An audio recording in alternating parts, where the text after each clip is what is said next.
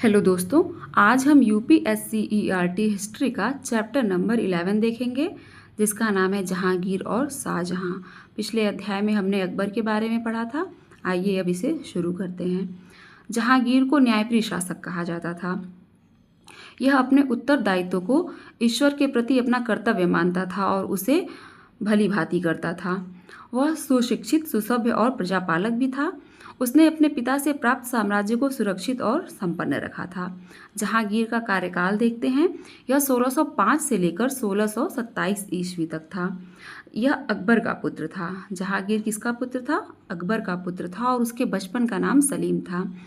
अकबर के नौरत्नों में से एक अब्दुल रहीम खान खाना से सलीम ने तुर्की और फारसी भाषाओं का अच्छा ज्ञान प्राप्त किया था। जब अकबर की मृत्यु होती है 1605 ईस्वी में, तो सलीम का राज्याभिषेक नूरुद्दीन मोहम्मद जहांगीर के नाम से होता है। अब आइए हम दमन और विद्रोह को देख लेते हैं। जब गद्दी पर बैठा था जहांगीर, तो उसको सबसे पहले अपने ही पुत्र खुसरो से विद्रोह का सामना करना पड़ा। जहांगीर ने खुसरो को आगरे के किले में बंद कर दिया, लेकिन खुसरो कैद से भागकर लाहौर जा पहुंचा। वहां उसने सिखों के पंचम गुरु अर्जुन देव से अपनी सेना के लिए आर्थिक सहयोग लिया और शाही सेना के सामने खुसरो की सेना परास्त हो गई। खुसरो की सहायता के कारण ही गुरु अर्जुन देव को मृत्युदंड दिया गया। सिख गुरु की फांसी जहांगीर के लिए नीति विरुद्ध कार्यवाही सिद्ध हुई, क्योंकि इससे सिखों का, जो तब तक के एक शांतिप्रिय समुदाय थे, इनका मन खट्टा हो चुका था और वे साम्राज्य के शत्रुओं के रूप में परिवर्तित हो गए। जहांगीर की सबसे बड़ी सफलता मेवाड़ के साथ युद्ध का अंत था। जहांगीर ने मेवाड़ पर आक्रमण करने के लिए अपने पुत्र खुर्रम को भेजा था और खुर्रम ने वहां के राणा अमर सिंह को संधि करने के लिए विवश कर दिया और दक्षिण भारत में अहमदनगर पर जहांगीर के पुत्र खुर्रम ने आक्रमण करके मुगल साम्राज्य का अंग बना लिया। और इसी उपलब्धि के कारण जहांगीर ने खुर्रम को शाहजहां की उपाधि प्रदान की। जहांगीर ने अकबर की सुलह नीति का अनुसरण करके मेवाड़ को उदार शर्तें देकर राजपूतों की राजभक्ति प्राप्त कर ली, जो औरंगजेब की अनीतियों के पहले तक मुगल साम्राज्य के प्रति बनी रही। जहांगीर ने कई शक्तिशाली सरदारों एवं राजपूतों को ऊंची पदवी दी, जिससे उसका साम्राज्य सुदृढ़ हो सके। अब आइए हम देखते हैं कि जहांगीर एक व्यक्तित्व के रूप में कैसा था, यानी जहांगीर का व्यक्तित्व कैसा था। जहांगीर ने सब लोगों के हृदय पर विजय पाने का प्रयत्न किया। उसने अपने विरोधियों को सामान्य रूप से क्षमादान दिया, बंदियों को मुक्त कर दिया और न्याय की प्रसिद्ध जंजीर लगवाई, जिसे कोई भी बजाकर सीधे बादशाह से अपनी बात रख सकता था।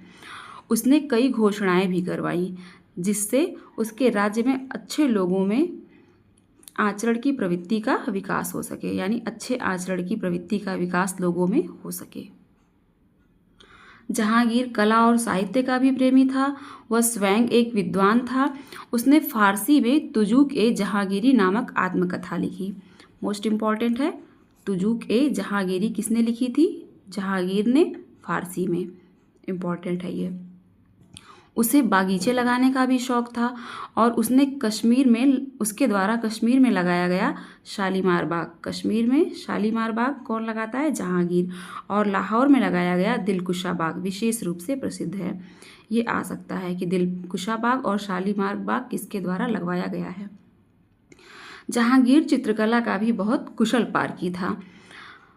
वह एक चित्र में विभिन्न चित्रकारों द्वारा बनाए गए मुख, शरीर और पैरों को अलग अलग पहचान सकता था। जहांगीर के शासनकाल में पुर्तगालियों ने अपनी व्यापारिक स्थिति मजबूत ही रखी। उसके काल में अंग्रेजों तथा मुगलों के मध्य नए संबंधों का विकास हुआ। जहांगीर पुर्तगालियों और अंग्रेजों को नज़रअंदाज नहीं कर सकता था, क्योंकि इन दोनों की नौसेनाएं बहुत सुदृढ़ थीं। इंग्लैंड के सम्राट जेम्स प्रथम ने व्यापारिक सुविधाएं प्राप्त करने के लिए हॉकिंस को और उसके बाद सर टॉमस रो को, किसने? इंग्लैंड के सम्राट जेम्स प्रथम ने हॉकिंस और टॉमस रो को आधिकारिक राजदूत बनाकर भारत भेजा था। उसने जहांगीर से अंग्रेजों के लिए भारत में व्यापार करने की आज्ञा मांगी और जहांगीर अंग्रेजों के जहाजी बेड़े से पहले ही प्रभावित था, तो उसने आज्ञा भी दे दी। अंग्रेजों द्वारा ब्रिटिश राज्य में स्थापित करने का यह प्रथम चरण था।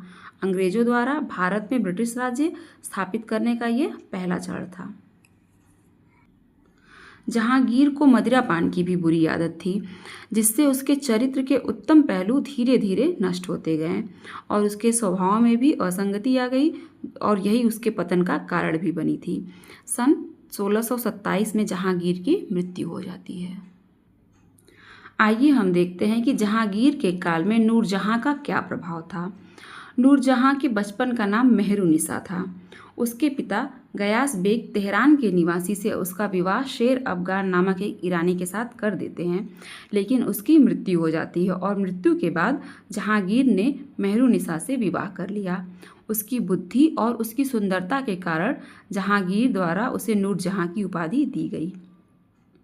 जहांगीर के शासन में नूरजहां की भूमिका भी बहुत महत्वपूर्ण थी। नूरजहां योग्य महिला थी। उसने राज्य के कार्यों में जहांगीर का बहुत सहयोग किया और बादशाह के व्यसनों पर नियंत्रण भी किया। नूरजहां एक बलवती और साहसी स्त्री थी। वह जहांगीर के साथ रहकर शिकार को भी जाती थी और शेरों को स्वयं मारती थी और युद्ध में भी सक्रिय योगदान देती थी। वह एक सुशिक्षित तथा सुसंस्कृत महिला थी। कला में भी उसकी विशेष रुचि थी। अब आइए हम देखते हैं शाहजहां के बारे में। शाहजहां का कार्यकाल 1628 से लेकर 1658 ईस्वी तक रहता है। मुगल एक विशाल साम्राज्य था। मुगल काल में यानी मुगलों का एक विशाल साम्राज्य था और इतने बड़े साम्राज्य की व्यवस्था के लिए बराबर सजग रहना पड़ता था। विरोधियों के दमन के लिए प्रायः बादशाह या उनके सूबेदार जाया करते थे। जैसा कि हमने पहले पढ़ा कि खुर्रम का ही नाम शाहजहां था और 1628 ईस्वी में शाहजहां के नाम से आगरा के सिंहासन पर यह बैठता है। शाहजहां के राज्याभिषेक के समय बुंदेलखंड का शासक जुझार सिंह उनसे मिलने आगरा गया और शाही मित्रता का लाभ उठाते हुए कालांतर में जुझार सिंह ने 1634 ईस्वी में गोंडवाना पर आक्रमण कर वहां के राजा प्रेम नारायण का वध कर चौरागढ़ पर अधिकार कर लिया तथा शाहजहां के विरुद्ध विद्रोह कर दिया। तो 1635 ईस्वी में शाहजहां ने इस विद्रोह को दबा दिया। अब क्या होता है कि दक्षिण विजय के अभियान के अंतर्गत सबसे पहले मुगल सेनाओं ने 1633 ईस्वी में अहमदनगर पर आक्रमण किया और उसे साम्राज्य में मिला लिया। इसके बाद शाहजहां के पुत्र औरंगजेब के नेतृत्व में बीजापुर और गोलकुंडा पर आक्रमण किया। बीजापुर और गोलकुंडा के सुल्तानों ने मुगलों के साथ शांति समझौता कर लिया। बाद में शाहजहां ने पुर्तगालियों पर भी विजय प्राप्त कर ली। सन 1666 में शाहजहां की मृत्यु हो गई। अब आइए हम शाहजहां की उपलब्धि के बारे में देख लेते हैं। मुगल स्थापत्य कला हिंदू और मुस्लिम स्थापत्य कला का एक मिश्रण है। शाहजहां की शान शौकत का प्रमाण उसके द्वारा बनवाई हुई इमारतों से देखने को मिलता है। 1638 में शाहजहां ने दिल्ली में एक नए नगर शाहजहानाबाद की स्थापना की और उसे अपने मुगल साम्राज्य की राजधानी भी बनाया। यहीं पर उसने लाल पत्थरों से हमीद और अहमद के कुशल नेतृत्व में किला ए मुबारक, जिसे आज लाल किला के नाम से जाना जाता है, किला ए मुबारक का निर्माण कराया और यही वर्तमान में दिल्ली का लाल किला कहलाता है।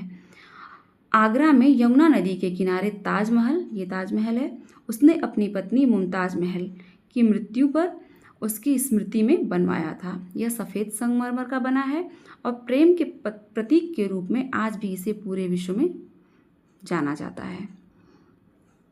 ताजमहल विश्व के 7 आश्चर्यों में से एक है। ये है आपका लाल किला और ये है जामा मस्जिद। उसने दिल्ली के लाल किले में दीवाने आम और दीवाने खास बनवाए जो अपनी सुंदरता में बेजोड़ हैं। शाहजहां ने दिल्ली में जामा मस्जिद भी बनवाया। ये जामा मस्जिद किसने बनवाया है? शाहजहां ने। लाल किला और ताजमहल। ये दीवाने खास दिल्ली में है, दीवाने आम ये भी दिल्ली में है। यहाँ पे होता क्या था कि शाहजहां अपने मंत्रियों से दीवाने खास में शासन संबंधी मंत्रणा करता था और दीवाने आम में राज्य के लोगों से मुलाकात करता रहता था। आइए अब हम आगे बढ़ते हैं। दीवाने खास के अंदर बहुत कीमती चांदी की छत तथा उसमें संगमरमर और सोने की बहुमूल्य पत्थरों की मिलीजुली सजावट थी। शाहजहां की बड़ी पुत्री जहां आरा बेगम ने आगरा में जामा मस्जिद का निर्माण कराया। आगरा में जामा मस्जिद का निर्माण किसने कराया था? शाहजहां की बड़ी पुत्री जहां आरा ने। आगरा की जामा मस्जिद को मस्जिद जहांनामा भी कहा जाता है। बहुमूल्य रत्नों से जड़ित मयूर सिंहासन, जिसको तख्ते ताउस भी कहते थे, शाहजहां ने ही बनवाया था और यह विश्व प्रसिद्ध कोहिनूर भी इसी में लगाया गया था। किसमें? तख्ते ताउस में या मयूर सिंहासन में विश्व प्रसिद्ध कोहिनूर भी लगाया गया था। सिंहासन सुनहरे रंग में एक खाट के रूप में था तथा मीनाकारी किए हुए पन्ने के 12 खंभों पर आधारित था। प्रत्येक स्तंभ पर रत्नों से जड़े हुए 2 मयूर थे और प्रत्येक जोड़े पक्षियों के बीच में हीरे, पन्ने और लाल मणियों तथा मोतियों से आच्छादित एक वृक्ष था। मयूर सिंहासन को सन 1739 में नादिर शाह लूटकर ईरान ले गया। कब? ये इम्पॉर्टेंट है। मयूर सिंहासन को नादिर शाह 1739 में लूटकर ईरान लेकर चला गया। अब आइए हम साहित्य के बारे में देख लेते हैं इसके। शाहजहां के समय फारसी, संस्कृत, हिंदी सभी भाषाओं में उच्च कोटि के ग्रंथ लिखे गए। उसके पुत्र दारा शिको संस्कृत एवं फारसी, उसका पुत्र जो था दारा शिको, वह संस्कृत और फारसी का विद्वान था। उसने काशी के पंडितों के सहयोग से 52 उपनिषदों का फारसी में अनुवाद किया, जिसे सिर-ए-अकबर के नाम से किया गया। 52 उपनिषदों का फारसी में अनुवाद सिर-ए-अकबर के नाम से किया गया। अब आइए हम इसमें थोड़ा सा एडिशनल इन्फॉर्मेशन भी देख लेते हैं कि अकबर के काल में भवन निर्माण की जो सामग्री थी वो लाल बलुआ पत्थर तथा अलंकरण के लिए संगमरमर का प्रयोग होता था और शाहजहां के काल में संगमरमर से भवन निर्माण होता था और अलंकरण के लिए पच्चीकारी के माध्यम अपनाए जाते थे। संगमरमर पर ही रत्नों की जड़ाई को पच्चीकारी कहते हैं। ये चैप्टर पूरा हो गया है। आपके लिए एक प्रश्न है। प्रश्न ये है